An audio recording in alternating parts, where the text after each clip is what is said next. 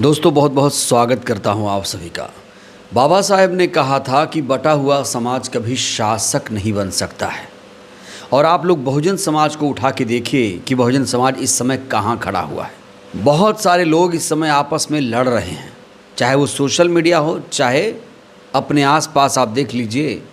लोग कटे हुए हैं, बटे हुए हैं और संगठित नहीं हैं। बाबा साहब ने कहा था ना, शिक्षित बनो, संघर्ष करो, संगठित रहो। क्या ये तीनों गुण बहुजन समाज में हैं? अभी नहीं हैं दोस्तों। इस बीच मायावती जी और चंद्रशेखर आज़ाद की चर्चा हो रही है।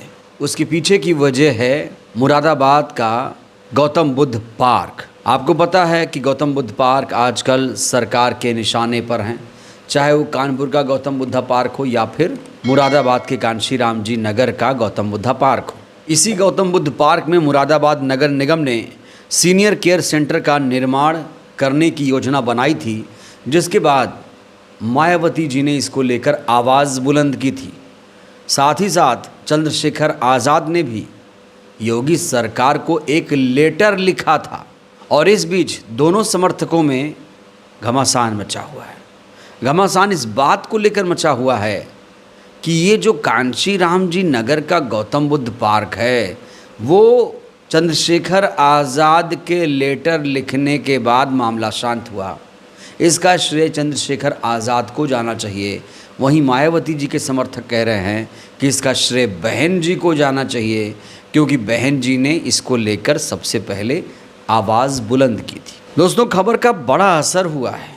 अब चाहे चंद्रशेखर आज़ाद जी की वजह से हुआ या फिर बहन जी की वजह से हुआ, खबर का असर तो हुआ। जो होना था वो अब नहीं होगा, यानी गौतम बुद्ध पार्क बच गया।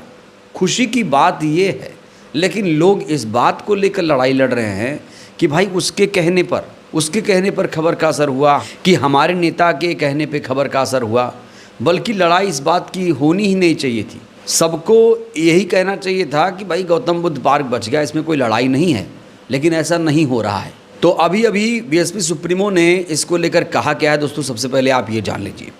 उन्होंने कहा कि उत्तर प्रदेश के ज़िला मुरादाबाद में प्रसिद्ध मान्यवर श्री कांशीराम जी नगर में स्थित तथागत गौतम बुद्ध पार्क, जो शहर का लोकप्रिय पार्क है तथा ये बौद्ध धर्म और बाबा साहेब अम्बेडकर और कांशीराम जी तथा विभिन्न वर्गों में विशेषकर बहुजन समाज के अनुयायियों की आस्था का स्थल भी है। इसमें सीनियर केयर सेंटर का निर्माण अब नहीं करके इसे अन्यंत्र बनाने का फैसला स्वागत योग्य कदम है, जिसके लिए राज्य सरकार को धन्यवाद। यहाँ पर मायावती जी ने योगी सरकार का शुक्रिया अदा किया है, धन्यवाद दिया है और जो फैसला योगी सरकार ने लिया है उसका स्वागत किया है। उम्मीद है कि यूपी सरकार आगे भी प्रदेश में सामाजिक शांति, आपसी सद्भाव, भाईचारा बनाए रखने के लिए ज़रूरी कदम उठाएगी। अभी तक तो सरकार ने भाईचारा, सद्भाव बनाने के लिए कोई कदम नहीं उठाया, लेकिन मायावती जी को ये उम्मीद है कि ये सरकार ऐसा कदम उठाएगी। लेकिन दोस्तों, 2017 से आप देख रहे हैं उत्तर प्रदेश में भाजपा की सरकार है। सरकार ने कितना भाईचारा प्रदेश में बढ़ाया, ये आप लोग बखूबी जानते होंगे। तो मायावती जी ने यूपी सरकार को धन्यवाद दिया, स्वागत किया है फैसले का। आपको ये भी बता दें कि जब ये फैसला हुआ था तब मायावती जी ने क्या कहा था, ये जानना आपके लिए बहुत ज़्यादा ज़रूरी है।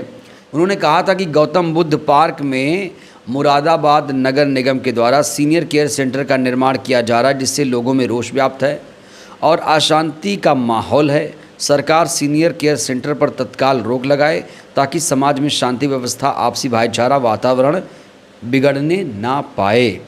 इसके साथ ही भारत सरकार द्वारा अनुसूचित जाति एवं जनजाति के कल्याण हेतु स्पेशल कंपोनेंट प्लान के तहत उत्तर प्रदेश में 4 मेडिकल कॉलेजों की स्थापना की गई थी, जिसमें भारत सरकार के निर्देशानुसार इन वर्गों को 70% सीटें आवंटित की गई थी।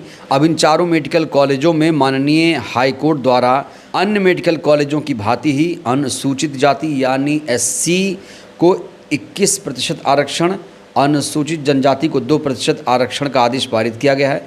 उत्तर प्रदेश सरकार कमजोर वर्ग के व्यक्तियों के हित को ध्यान में रखते हुए माननीय न्यायालय के समक्ष वास्तविक तथ्य प्रस्तुत कर माननीय न्यायालय द्वारा आदेश निरस्त करवाए ताकि कमजोर लोगों का हित सुरक्षित रहे।